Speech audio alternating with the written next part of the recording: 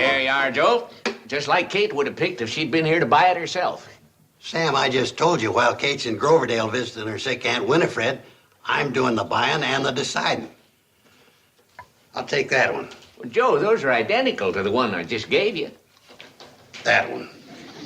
Okay, Joe.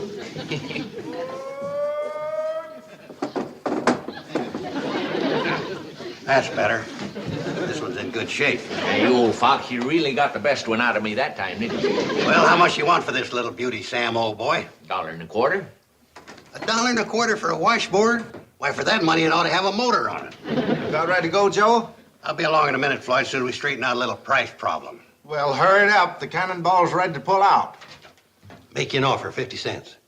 Why didn't you ask me the price sooner, Joe? You know you get much more fun out of the haggling than you do out of the buying. Now, you know that ain't true, Sam. Well? Well, what? Ain't you gonna make me a counter offer? Okay, Joe. How's about $1.20? 6 bits, not a nickel more. Nothing doing. Try $1 even. Okay, $1 even it is. Nothing doing. My top price is 90 cents.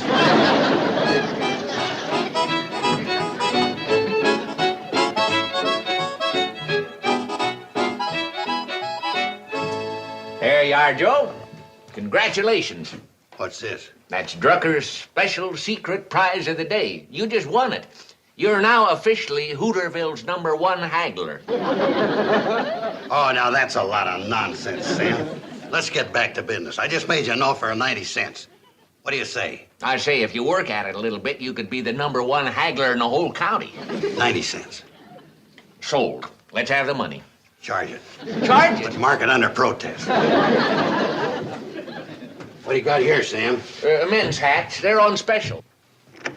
We can get together on price. I might buy one. Come on, Joe. What's holding you up? I'll be along soon to finish my business, Floyd. You better finish it pretty soon. It's one thing for us to be an hour and a half late, but you're pushing it pretty close to 2 hours. Oh, what's the difference? Nothing. But today we got other people waiting. I'll be along in a few minutes. We can't wait that long. Them folks is getting riled. Come on now. We'll have to pull out without you. Pull out without me. That's ridiculous. Joe, you got exactly 30 seconds left to catch that train. And that's official. Maybe you better go, Joe. He sounded like he meant it. Oh, Floyd talks more than he says. Pull out without me. That's ridiculous. Oh, look. Terrible. Come on, Floyd. Let's go. What do you say, Sam? How much you want for this one?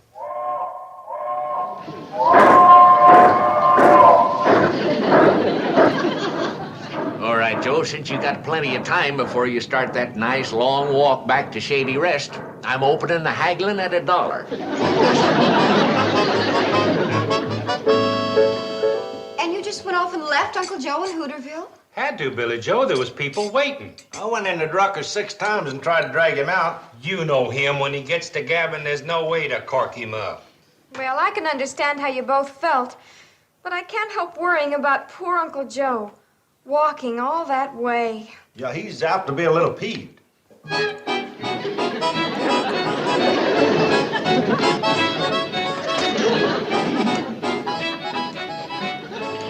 Uncle Joe, I see you got the washboard.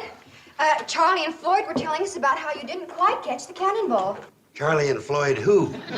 Now, Uncle Joe, that's no way to talk about old friends. Well, if you're referring to those 2 impatient operators of that rusty pile of junk laughingly called the Hooterville Cannonball, I ain't interested. Joe, you know the whole thing was your own fault. I'll give you fair warning.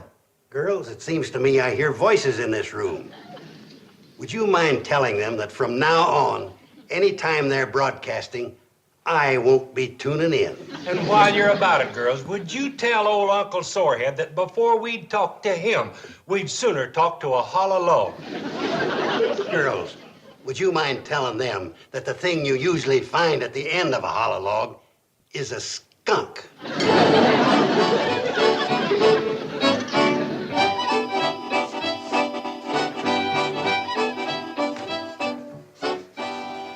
polecats must be gone. The air smells a lot better in here.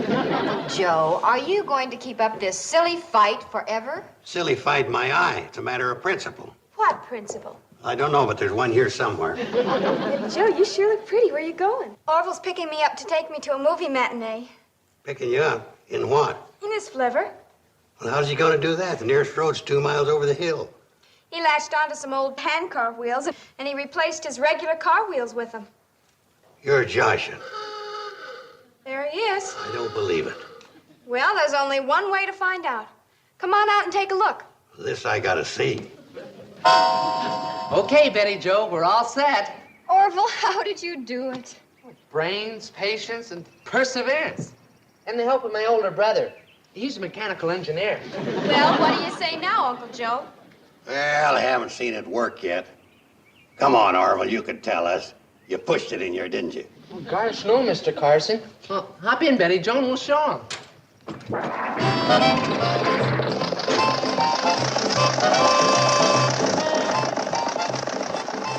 Well, Uncle Joe? Like I always said, that boy's got a lot of talent. When did you ever say that? Starting right now. He's got more talent than he realizes.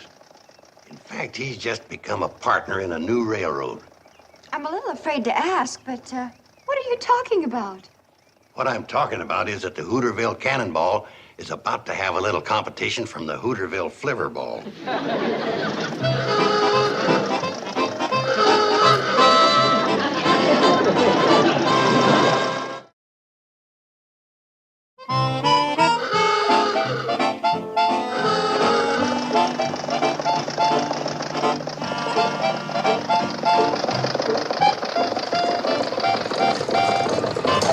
Welcome back, kids. How was the show?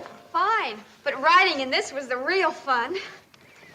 Well, thanks for taking me to the show, Orville, and especially for the keen ride. Ah, sure thing, Betty Jo. Come on, Uncle Joe. You go on up the house, honey. I want to talk to my good buddy Orville for a minute. Let me get this straight, Mr. Carson. You want to go into partnership with me? Of course I do. You got talent, intelligence, and brain power, my boy. I have? In a car with flanged wheels. You really think we can compete with the Cannonball? Why not? They may be bigger, but we got more speed. Well, we can make a dozen runs to Hooterville while they're still trying to get up steam in Pixley. And all I have to do is lend you the car, huh? And furnish the gas and oil. Then we'll split the profits after that right down through the middle. Mr. Carson, I don't know what to say. Now, let's look at it this way. What other boy ever had half interest in a railroad at 16? I guess you're right. Of course I'm right, partner. Girls, your mother's a great little woman, but she just ain't got my business instincts. Now, when she gets back and sees what I'm doing, she'll be proud. What she'll be is furious. Oh, no, she won't. She's never really seen me in action yet. Why, before long, Orville and me will have diesel locomotives, tank cars, Vistadome. Hooterville will be the hub of the railroad industry. Might even buy out the New York Central. Uncle Joe, you know you don't believe a word you're saying. What do you mean? I mean that you're doing this for one purpose only. To get even with poor Charlie and Floyd. Yeah, poor is right. When I get through with them, they ain't gonna have enough steam left to blow their whistle. Uncle Joe, now listen a minute, please. The Cannonball is Charlie and Floyd's whole livelihood. Well, if it's their livelihood, they ought to know better than to go around leaving important passengers stranded. Now, Uncle Joe, you know whose fault that was. You're dang right. I got it figured. 40% Floyd for making the signal, 60% Charlie for leaving. Well, Charlie, Floyd, we were just talking about you, weren't we, Uncle Joe? You were. I was talking about the railroading business. Hey, what's that fool Flivver doing sitting down below on our tracks? Your tracks? They ain't no more your tracks than they are anybody else's. But it's our railroad. It has been up until now. You and Charlie had a pretty slick little monopoly going. Joe, what in tarnation are you talking about? I ain't talking, I'm telling. At 8:04 tomorrow morning, the little Hooterville Flivverball sitting down there is going to run your Cannonball out of business. You're gonna run us out of business with that little thing? That's the biggest joke I ever heard. Yeah? In a couple of days, you'll be laughing out of the other side of your boiler. Why, that ornery old coot. Reckon he's really serious. Who'd think he'd go that far? just 'cause we made him walk home with that washboard. Oh, there's nothing to worry about. By tomorrow morning, when Uncle Joe finds out that there's work connected with this, he'll forget the whole thing. I hope.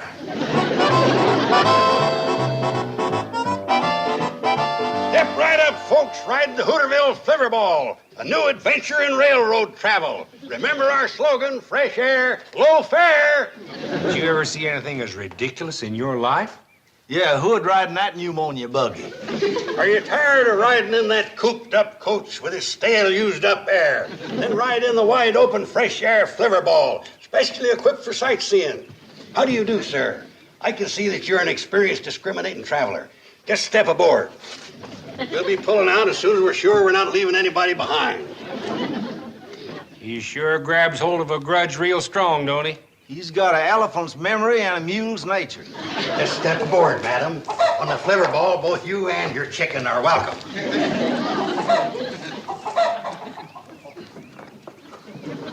Take the scenic route, folks. Unlimited view of all historical points of interest. Just step in, folks. There's room for everybody. I'll be switched. He seems to be getting a few. He seems to be getting more than we're getting. Some people will take to anything just 'cause it's new and fashionable. Well, folks, it's departure time, and we're departing.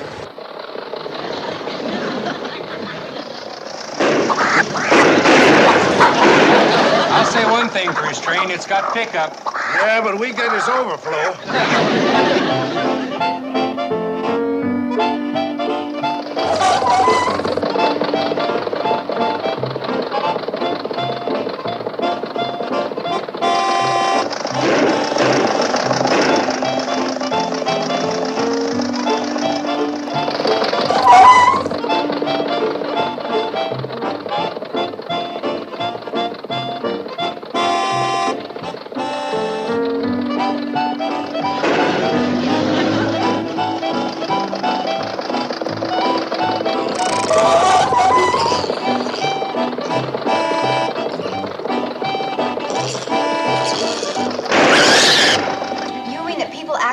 Money to ride that thing?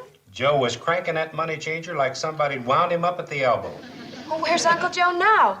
He hasn't missed dinner in over 15 years. It's getting pretty late. What time is it? It's 8 o'clock. Maybe he's picking up the late revelers at Pixley. $7.37. And that's just for the first day.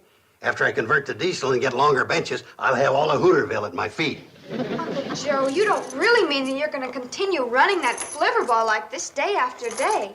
Why not? I'll tell you why not. You keep this up and Floyd and me will be out in the cold. And when you're out in the cold, it's pretty cold. You big cartels are all alike. You talk about the glories of competition, but the minute somebody opens up beside you, you start to cry. Gentlemen, please. Now, don't you think it's time you apologize to each other and made up? We'll apologize if he'll apologize first for trying to run us out of business. I ain't apologizing until you two admit it was a low-down trick to leave me stranded at Drucker's store. Now, if you young ladies will excuse me, I'll get to bed and get ready for another busy day. Uncle Joe, aren't you going to have any dinner? Well, I have a sandwich and a glass of milk in my room while I go over my accounts. We better get home and get to bed, too. We got to get out early to try to keep up. Bye, girls. Bye, Charlie. Good night, Floyd. Girls, thanks for the dinner.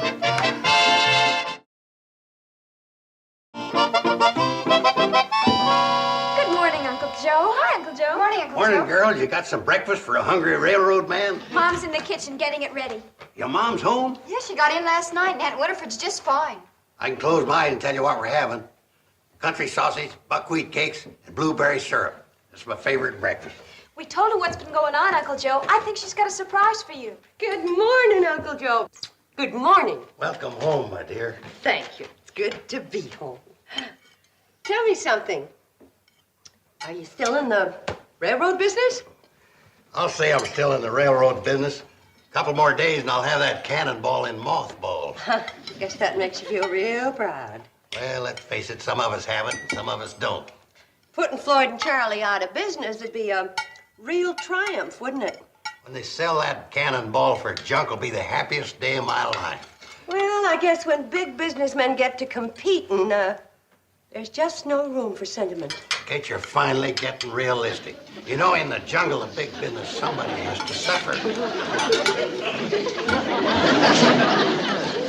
Kate, forgetting something? Oh, I don't think so, Uncle Joe. What? My plate. Ain't nothing on it but the painted flowers. Yeah, that's right. Aren't we planning on covering them up with hotcakes and sausage? No, we're not. As long as this silly feud keeps up between you, Charlie, and Floyd, none of you are going to have a bite to eat at this table. You're Josh. I am? Would you please... Pardon me. Would you please pass the blueberry syrup, Billie Jo?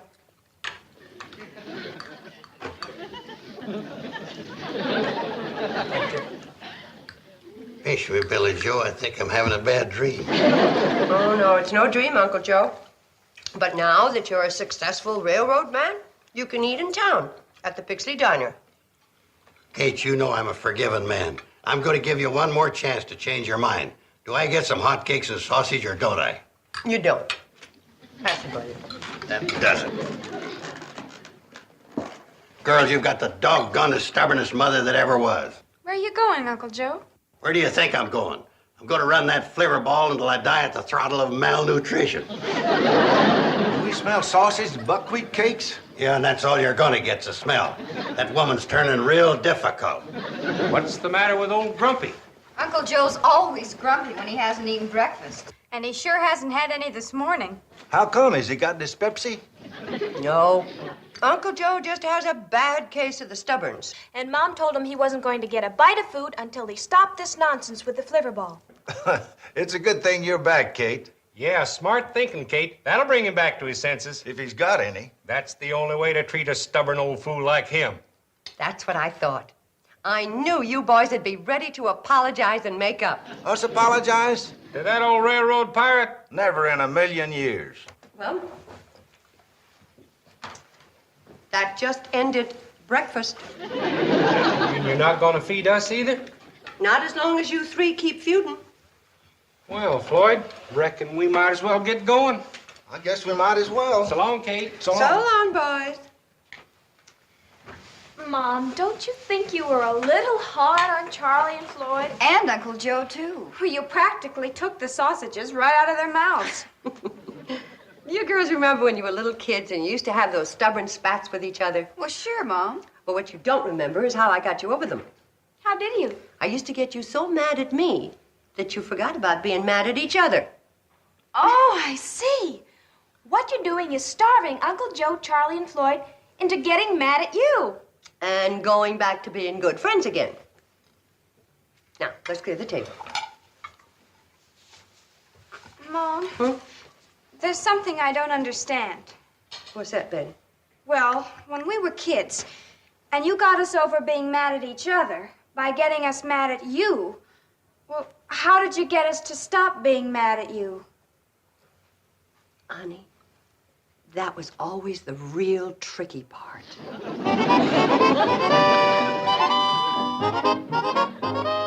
What a breakfast for a big railroad executive. Joe, those bananas are a little green, and if you keep on eating them, you're going to get a little green, too. Well, a man's got to eat something to hold body and soul together. Well, I don't know about your soul, but you could afford to lose about 40 pounds of body. If Kate don't come to her senses, I'll be known as a Hooterville skeleton. Somebody ought to come to their senses, but it ain't Kate. Why don't you give that fool Flivver back to Orville and let Charlie and Floyd run the railroad? Ha! Them two nincompoops couldn't run an electric train on a living room rug. I better get going. I've got to beat him through the switch to Pixley. Well, now, just a minute, Joe. Them bananas cost a nickel apiece. Sam, how can you talk about the price of bananas in the middle of a railroad war?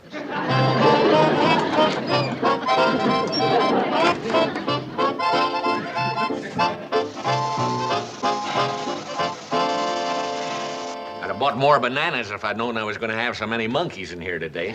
Sam, we ain't enjoying living on bananas. But it's better in the Pixley Diner. Them blue plate specials of theirs is turning Charlie and me blue. All you have to do is apologize to Joe and you'll have your feet back under Kate's table. We wouldn't apologize to him if he was head of the New York Central. Come on, Floyd. Let's see if we can knock him off the track on the way to Pixley.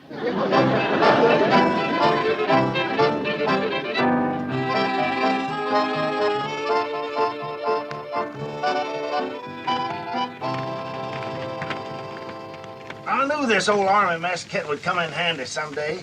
Well, if the Army had to travel on its stomach and waited for you to do the cooking, we'd lost the war for sure. Wait till you taste this. You're gonna be surprised. I'll be surprised if I ever get to taste it. Charlie, I'm the conductor, and I don't mind helping fire the engine, but I never signed on as a cook. Do I smell something cooking? Well, if it ain't the big railroader, Floyd, give Mr. Vanderbilt a seat. Don't be so smart, Alecky. Floyd, what you cooking? He's cooking some food for us. Oh, Charlie, let's give him a little. He's starving just like we are. I don't know as I'd accept charity, even if it was offered. Okay, we won't offer you any. On second thought, I'll accept. Here you are. Beef stew, a la World War I. Stew like this could lead to World War III. I never thought anything could taste worse than green bananas, but Floyd, you've done it. Oh, it is off-landed. Somewhere between World War I and now, I must have lost my touch. I suppose you know who got us into all this trouble. Kate. That's right. If it wasn't for her, we wouldn't be suffering like this. That stew on top of them green bananas is sure starting to make me suffer. That's the trouble with women. They ain't got no sense of humor. You're right, Joe. A few old friends start having a little good-natured fun, and right away some woman comes along and starts taking it serious. Of course. But how could she figure I was planning on staying into the railroad business?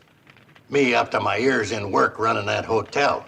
Like I was telling Kate a little while ago, it's just too much work for one man, no matter how talented he is. You're right, Joe. Your place is back on the front porch of the Shady Rest, making decisions. And our place is running this cannonball. And all of our place is right back where we can get our feet under Kate's table.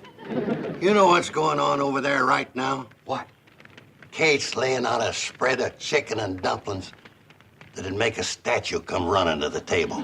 Well, what are we doing here? You know what the old World War I infantry manual said? Sure. When they got you completely surrounded, surrender and join the enemy. Let's go.